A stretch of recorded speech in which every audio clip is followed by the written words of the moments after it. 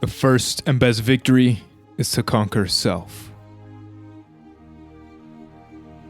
Welcome to the Conqueror approach, a journey of self-mastery.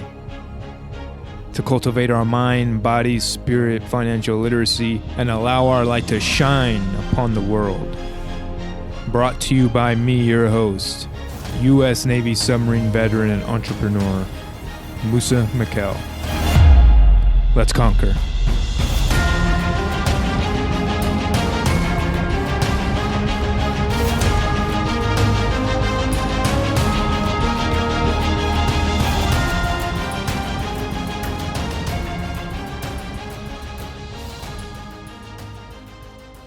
Welcome and thank you for joining me on another episode.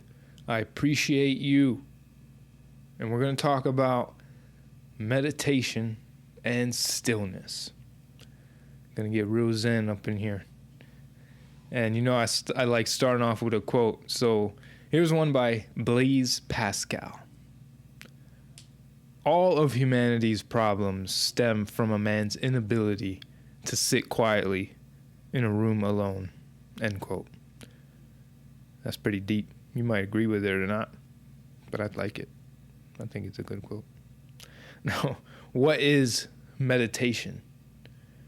Now, I define it as a practice or a state of being to help us find calmness and mental quiet, improving our feeling of well-being, happiness, and empathy for others. And meditation's not really a big part of American culture, but it's been around since forever. Ancient China, ancient Egyptians meditated. You know, the ancient Indians, they had these meditation and stillness practices that helped them become more aware and understand their thoughts and understand their body better. But there's a bunch of types of meditation, and I'll go over some. There's probably more, but there's a lot, right? There's a meditation practice.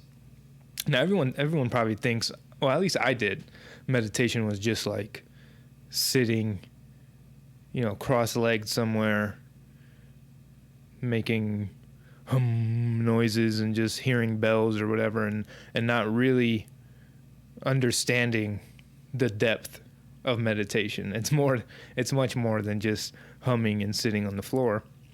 And there's a lot of different types, right? So the one that we're probably most commonly thinking of is focused attention meditation, which is you focus on your breath and you just take your awareness off all the other things, on other thoughts, and just kind of focus on your breath and keep coming back to that, right? There's a body scan meditation, which is just scanning your body and kind of connecting your mind to your body, because a lot of times our bodies and minds are not on the same page, and we're not really paying attention to, you know, what our body's trying to tell us. So that gives us an opportunity to really try to listen into what is our body trying to tell you, right? Because things like headaches is like a blaring alarm that something is wrong. Maybe you're not hydrated.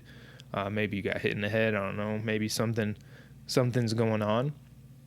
You know, if you have some weird ache or pain, if your stomach hurts, like those are just signs. Those are just alarms, data to scan and listen for and try to understand what your body needs or wants or, you know, requires, right? There's noting. We're just noticing our distractions and thoughts and patterns to be more aware, right? Just mental notes, if you will. Visualization, which, you know, most of us probably do, and this can be good or bad, right? This is not just, you know, imagining all the great things you want in life, but it's picturing someone or something and replacing your focus on your breath with an image or that person to focus on for a period of time, right? Loving kindness is one type of meditation. which is just focusing on different people that you may know or not know and directing positive, loving energy to ourselves and to them, right? If we focus on ourselves with just loving energy, that ripples to others, right? There's skillful compassion, which is another type, which focusing on a person you know or love and paying attention to the sensations arising in your heart when you're focusing on that person that you love. Okay, there's resting awareness, which is just allowing your mind to rest and the thoughts come and drift away, come and go. Just allow them to pass, right? There's reflection, which is like asking a question to yourself, like, what are you grateful for? So for me, like, Musa, what are you grateful for? And then focusing on those things. It doesn't have to be big. You can be grateful for, sunlight, the air, I guess those are pretty big, but the wind on your face or, sleeping in your bed. I don't know. But those feelings, and think about the feelings of having that gratitude, but not the thought itself. There's Zen meditation, which is an ancient Buddhist tradition, sitting upright, following the breath, the mind to just be, right? Which fosters presence and alertness, right? Mantra meditation. Instead of focusing on the breath alone, you focus on a mantra or a word or something of the like. There's transcendental meditation. There's yoga meditation, which there's many different types of yoga, but meditation is part of yoga. There's a Vipassana meditation, which is an ancient Indian technique, and I think the oldest Buddhist technique. A practice of just seeing things as they are, as it is. And chakra meditation, right? Focus on keeping your energy chakras aligned. There's Qigong meditation, an ancient Chinese technique, just harnessing your energy or qi, right? Sound bath meditation, which is using bowls and gongs and other instruments to make certain sounds that help you relax, right? So as you can see, there's a bunch of different types of meditation, and they all kind of have a different focus, but they're all very similar in nature. And I noticed, and made me want to learn more about meditation, was when reading a lot of books and podcasts and things of that nature. Most of the successful people I was listening to had a meditation practice. And I was so new to the idea of it. I was just like, every one of these successful, or what I saw as successful people, had a meditation practice. They either all meditated really early when they woke up in the morning. They had some do at night, some do in the middle of the day, whatever. But they all had a meditation practice, which I thought was pretty interesting. Success leaves clues. So I was like, well, if these people are meditating, this is something I need to look into, right? The most successful people meditate. And not just successful, but the happiest people meditate. The most peaceful people meditate, right? So there's benefits. There's a lot of benefits of meditation. Not just being some Zen master, not being a guru, but just truly being present and happy, which I think is the goal for everybody. Even though we don't pay attention to it, we're not aware to it. We all want happy. We all want to be happy. We all want to be relaxed. And we try to get relaxed by going on expensive vacations, going to the beach on the weekends or whatever, which help. But if you're not relaxed and peaceful and happy internally, that's going to go with you wherever you go. So you can go across the world to some paradise beach to try to find peace and happiness and relax. But you truly achieve that within yourself first. And then being in some peaceful place like that only amplifies your gratitude of nature and how beautiful the area that you're in. So here's some benefits of meditation, right? Cortisol is a hormone your body releases when you're stressed, right? So if your cortisol levels are low, that means It's good, like you're not overstressed. But sometimes we have high stress, chronic stress, which our cortisol levels are elevated for extended periods of time. So a study published by the U.S. National Library of Medicine, National Institute of Health, involved students who had their blood tested. So they measured their cortisol levels before meditation, and then after 4 days of mindful meditation, their blood pressure were checked again. And the findings revealed that the average level of the cortisol significantly lowered post-meditation, and that short period of time.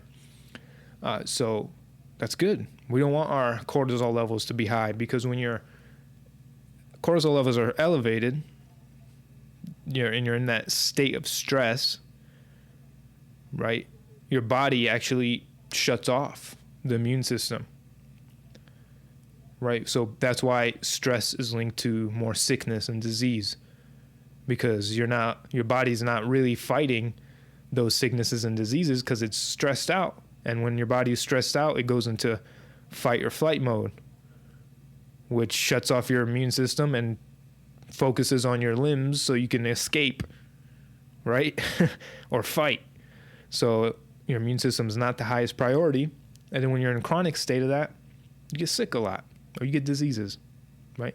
And another benefit is brainwave activity, which I thought was really fascinating, because it's one thing to hear benefits of things, but to see actual data of brain wave activity proving this is really interesting. So there's waves, different frequency of brain waves, and theta is one of them. Theta waves occur usually in the deepest phase of dreamless sleep. So when you're daydreaming pretty much really heavily.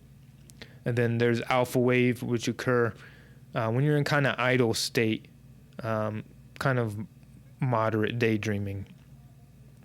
And those brainwave activities, your brain's just more active.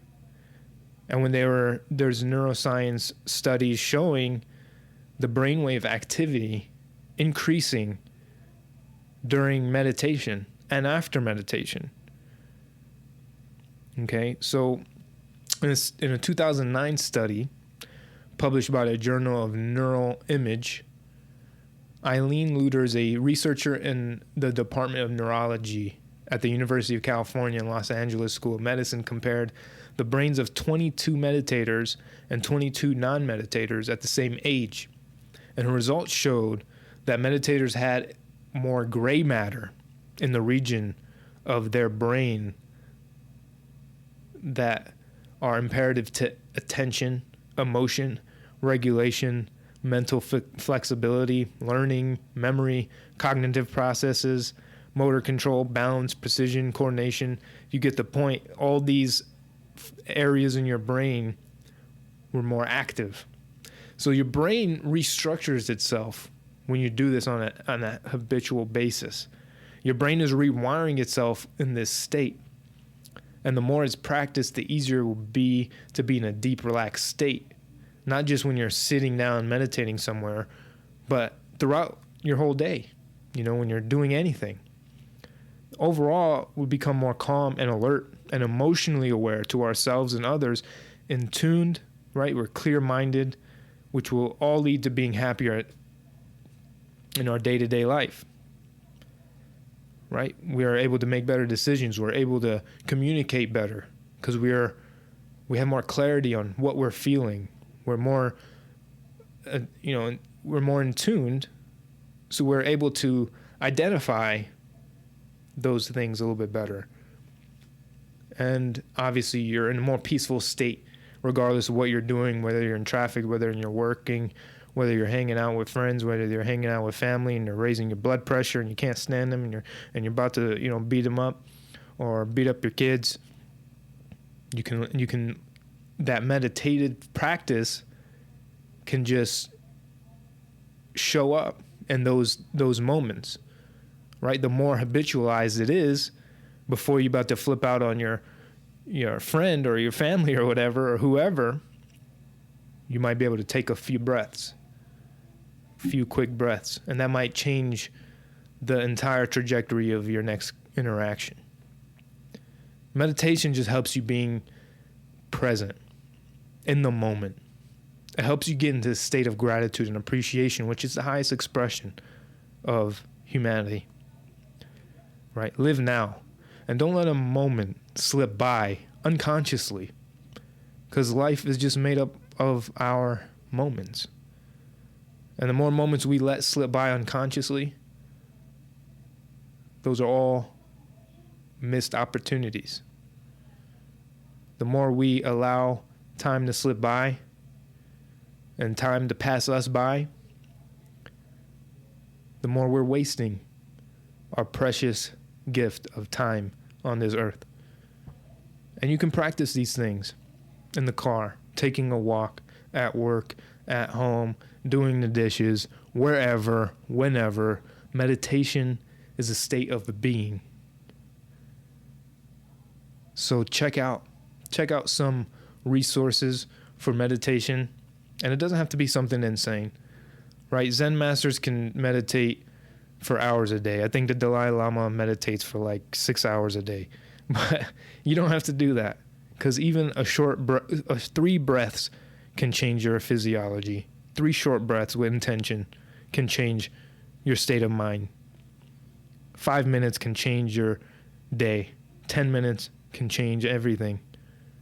Right? These short periods of time can help you. You can meditate while you're waiting at a stop sign or a red light by taking a few conscious breaths and being grateful that you're still alive and you're on your way to whatever destination you're trying to reach.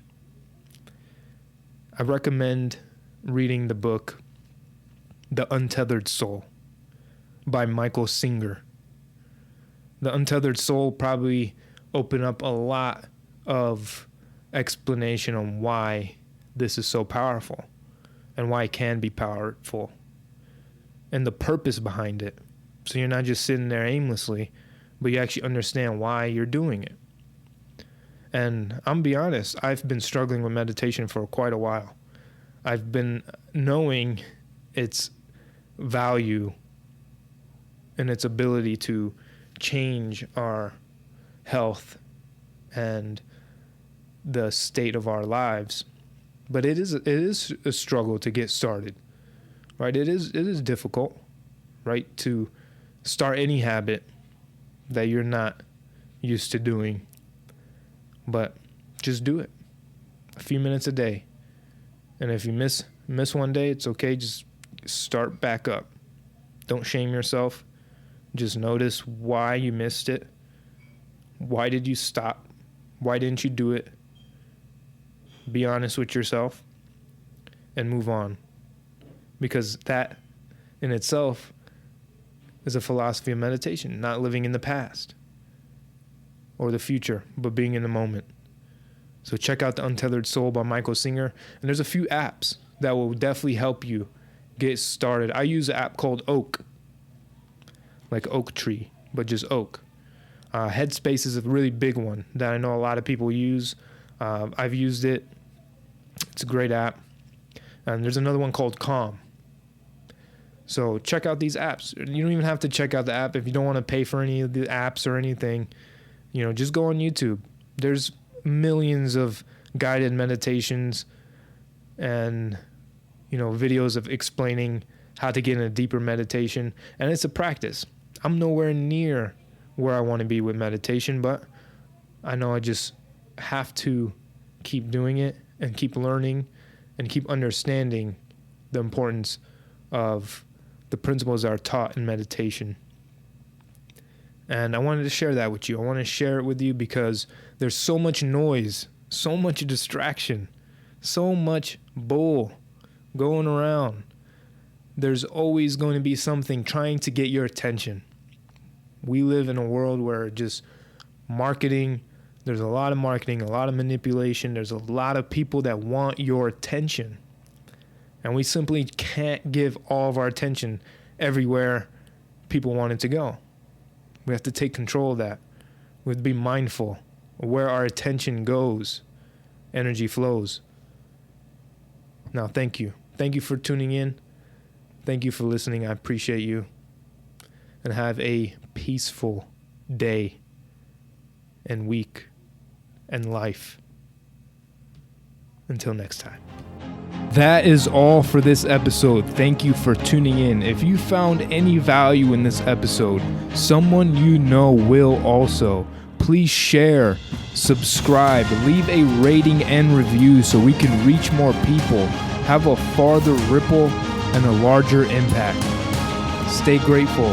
I appreciate you. And remember, you are a conqueror.